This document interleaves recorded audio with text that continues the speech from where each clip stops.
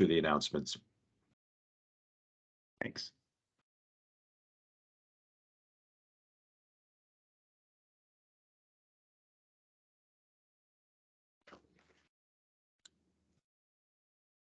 Good morning, welcome in Friday, June 24th for another Friday safety focus of the week. This week's code of conduct is to work to OSHA, FRI, and ECI safety standards. So another great reason why this meeting is mandatory is so we highlight these safeties, our ECI safety standards each and every Friday, and we review them and refresh them and update. And then also this week's topic will be an updated to OSHA as they're currently writing a heat stress standard, which Austin Hunt's going to inform us on here shortly. Is there anything to add to that, Ben, on our code this week? Well, another way to say it is our highest priority that we have is safety. So, yeah. So hold on. Yeah, our highest priority is safety to our people and the people that we're working with. Thanks, Matt. I gotta deal with something. So unfortunately, last Friday we had a recordable injury. A pinch point resulted, a failure to identify a pinch point resulted into a kind of a severe pinky injury. So it's a good reminder to try to use tools, other little tips and tricks to kind of keep your hands away from pinch points, especially when you have a movable object and an immovable object. And that's where we potentially have those pinching and crunching type of injuries. So try to identify those, especially today and moving forward, and try to utilize best practices with, screwdrivers, wrenches, pry bars, shovels, things like that. With that said, Austin, I'll pass it over to you for our heat stress topic of the week. All right.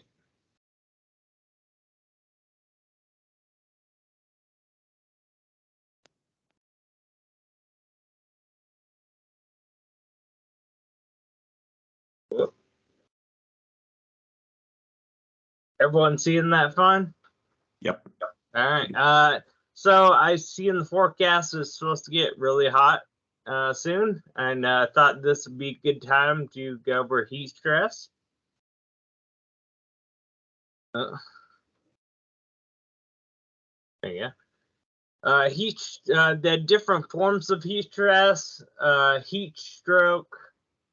This is the most serious type. It occurs when your body it can't regulate the temperature anymore, and you stop sweating, and your body temperature rises and keeps going up. And this is when you're gonna want to call a hospital and things, 911.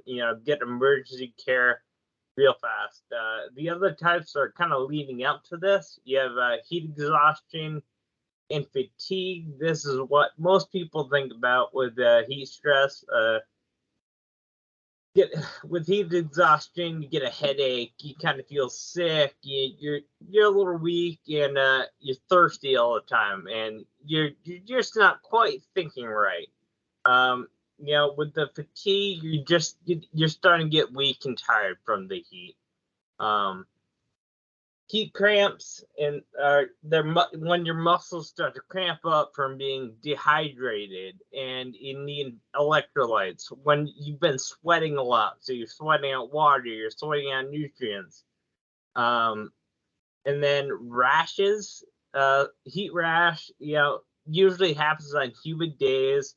When you're sweating a lot, your clothing's trapping that moisture on you, and it's heating up and just causes rashes on your skin.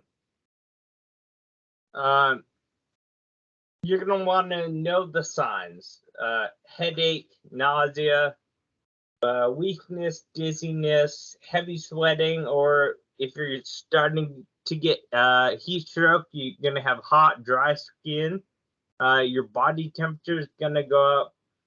You're also going to be really thirsty with heat exhaustion, fatigue. With heat stroke, you tend not to be thinking correctly, and you might not be that thirsty. and also when you haven't used the bathroom in a long time. Some actions, drink some water, remove any clothing that you don't need that's, making you warmer.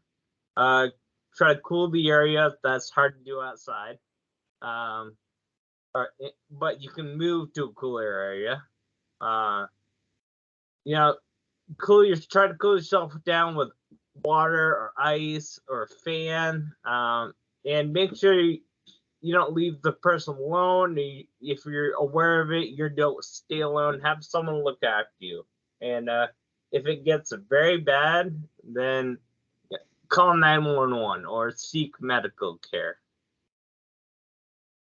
Prevention again is when you're first starting work, get your body used to working in the heat. Don't overexert yourself. They say, follow the 20% rule. On the first day of your shift, only work hard for 20% of the whole shift. Don't just go out there and try to get everything done real quickly, because that leads to issues and problems. And heat stress just isn't just your body getting hot. It's you get sweaty and your hands are sweaty and things are hard to hold on to, and so problems come up when that types of thing happens.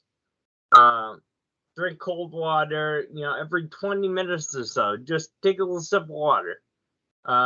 Make sure you look at the forecast and you dress for the weather that day. Take breaks once in a while. Watch out for everyone you're working with. Be like, oh, is Jimmy over there? He's looking kind of weird. He's acting funny. Something might be wrong with him. Let's go check it out. And then if that's the case, find shade or cool area. Take breaks in the shade.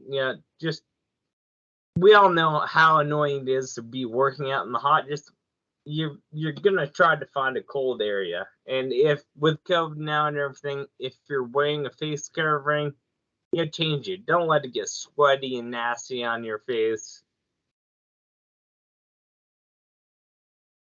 First aid.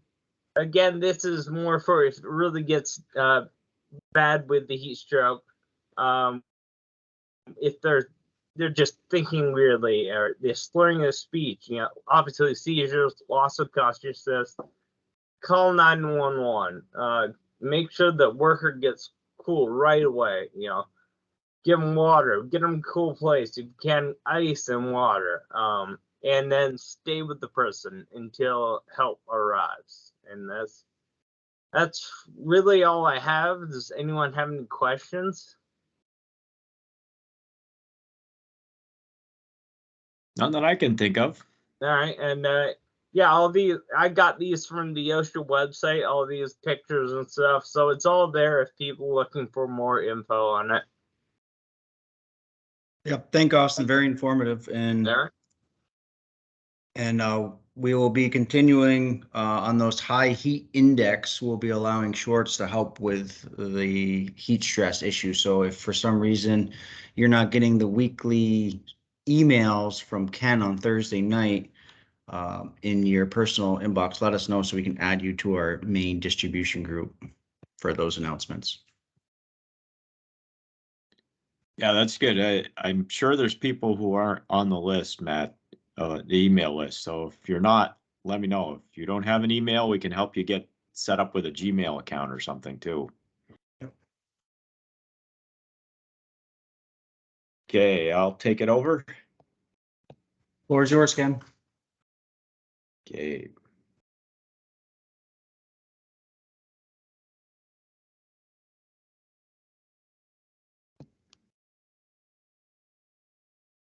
Okay, can you see my screen? We do. All right. We don't see the photos though. Oh, okay. Download pictures. There we go. Let me try to increase the size, fill my screen better. All right. We're off and running here. So for announcements, just got the Champlain Valley Fair ticket announcement, and as we do every year, we are providing free tickets for people who ask. You're allowed per employee 2 adult tickets. We've added the option. It's an option. You have to request it to add a couple children tickets if you've got kids. So just consider that. And if you want to sign up, you need to do so by July 14th, and you do it by checking with Scott Dean in the accounting office, his email and phone number there. Oops. Gotta scroll differently here. Pop down. Okay, new employees. We have Peter Larson and Jesse Lumbra. So welcome both these guys. Hope to see you around the cruise here. I know I've met Jesse already. I haven't met Peter, but I hope to see him soon. And the next topic here is the healthcare premium holiday. And this is it, everybody. This is the last paycheck of the premium holiday. So that's it was great while it lasted, and hopefully we'll get another one next year, depending on our the performance, because like this is a shared kind of a risk pool thing. So we'll see how it plays out.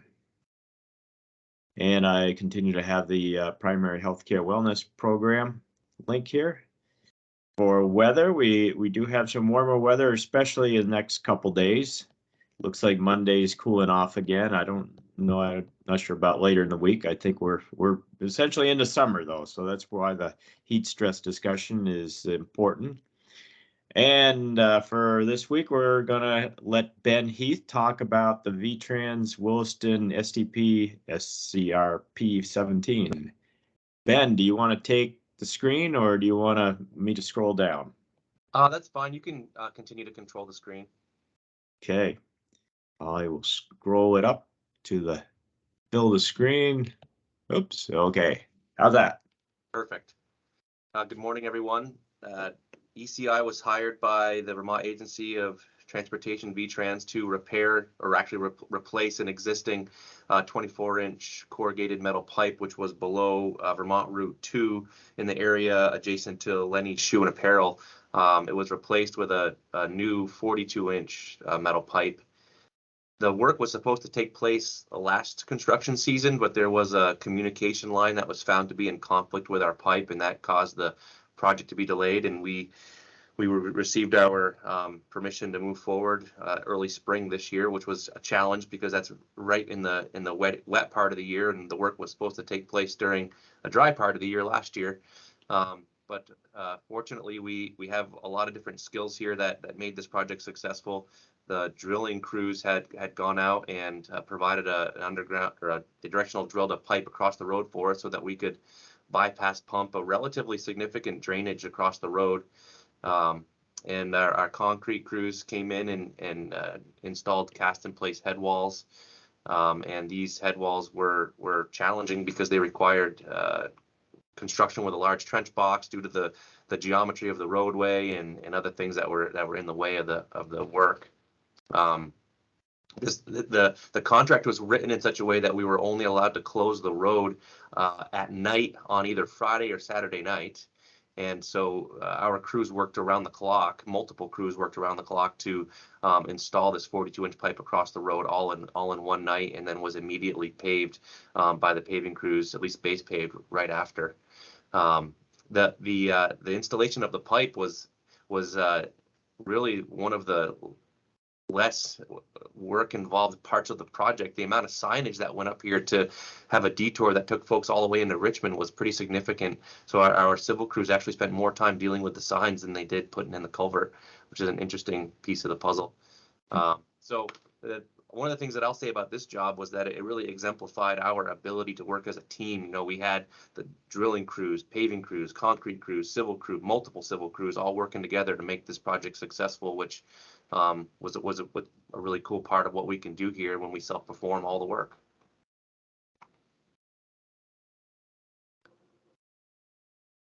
Okay, tell me when to scroll. I scrolled to the first image. Yeah, so this is the cover sheet here, which really just shows the location of the project. This is a standard VTrans cover sheet.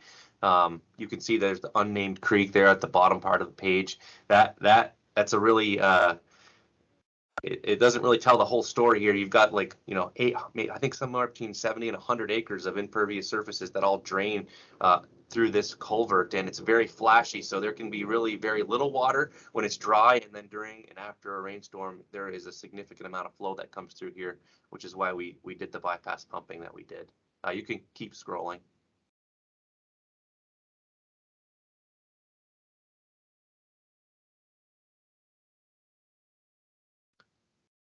So this is the existing culvert as it outlets on the, I guess that would be the southern side of Route 2A. There's a drainage that comes across through the drainage that you see there, and then to the east, there's another drainage that comes in. So it created this junction here where the water flows, and it was kind of a challenging little spot to deal with the drainage. There's quite a little flow going on when I took this picture last year. Keep scrolling, please.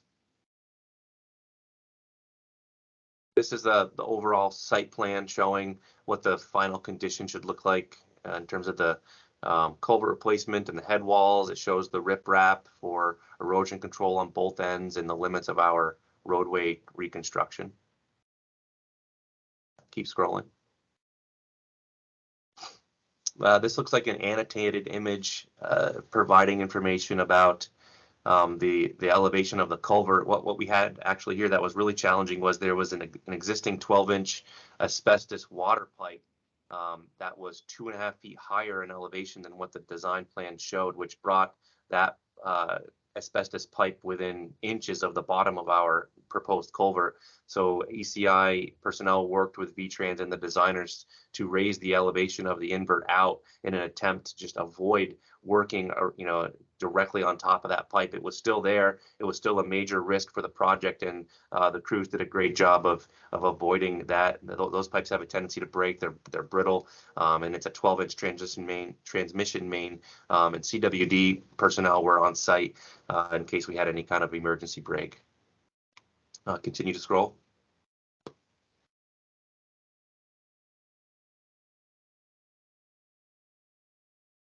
And as I had mentioned, there was a significant sign package. I forget how many exactly. I think there was at least 70 signs that had to be installed, and they went all over Chittenden County. The detour package was pretty significant. We had multiple projects going on, and the project that's going on in front of the shop here had a road closures going on at the same time, which is part of the reason why we could only detour during the Friday and Saturday night. So if anybody ever needs a Route 2 or Route 2A or Route 17 sign, we've got lots of them now. So we shouldn't have to buy one of those for forever. Yep.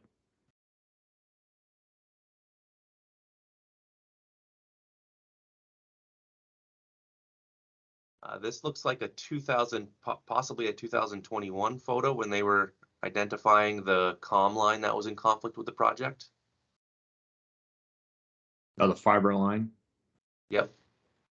So it couldn't really be spliced. There wasn't any slack or anything like that, right? Is that the way it turned out? Yeah, I wasn't around for this, but it's my understanding that it was the communications folks determined that it had to go overhead, and there must not have been enough slack to get it out of the way. It looks like the drilling crews are here and are preparing to install the bypass pipe across 2A. This must be 2021 as well. And yeah, this some of the test pitting to establish locations of utilities, I think. Yep. And this looks also like 2021 work where they were setting up a culvert pipes across an existing drainage so that we could install a flat area for us to work. And that had actually sat there for between the summer of 2021 all the way, and I think it was still there at the end of the last week. Yep.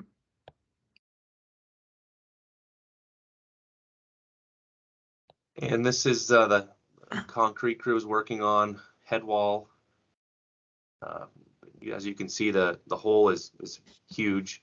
There was a lot, we needed a lot of space. The head walls are extremely deep. It was very close to the sidewalk and curb, and to the right of this picture is a pretty big wetland where our civil crews had built an earthen cofferdam to keep water out of our work, and there were multiple pumps set up both inside of the hole and out to bypass water around the site through the directionally drilled pipe.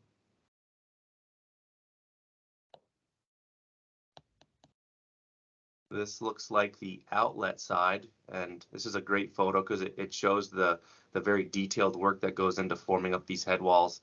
When they're all done, it looks like a flat piece of concrete, but at this phase of the job, you can see there's a lot of math and science that goes into setting the elevation of that sonotube and getting the rebar configuration correct, and then of course setting the forms up.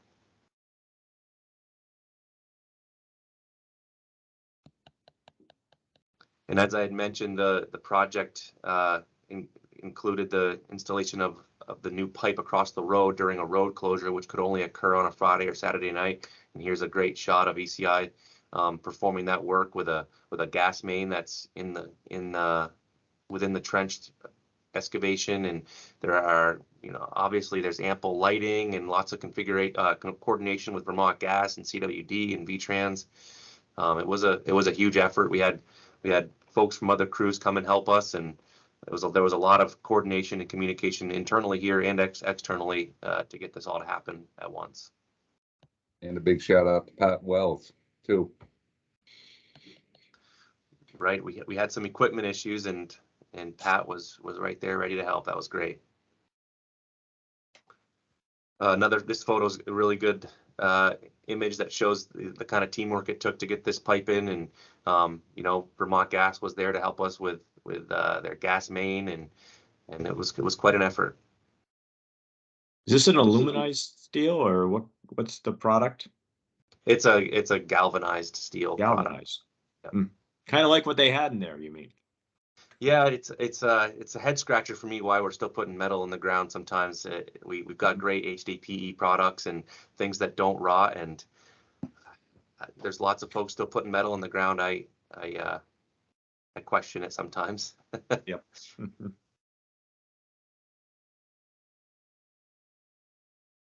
And here's a good picture of the paving crew. The fine grading looks complete, and they're base paving the trench excavation. That was Saturday morning. Yep. And oops, what's this? This is snuck in there from last week. Oh, and I had a picture of the flow coming out of the new culvert, but I guess it didn't actually get saved. It was probably supposed to be that last image there. All right, well, good. Thank you, Ben. You got it. I'll advance to the last one, which is our archive photo, and this is the Limekiln Bridge utility relocation, Colchester, back in 2002. This is just before the construction of the most recent bridge there. The old bridge is in the background, and this is the slope pipe down to the Winooski River.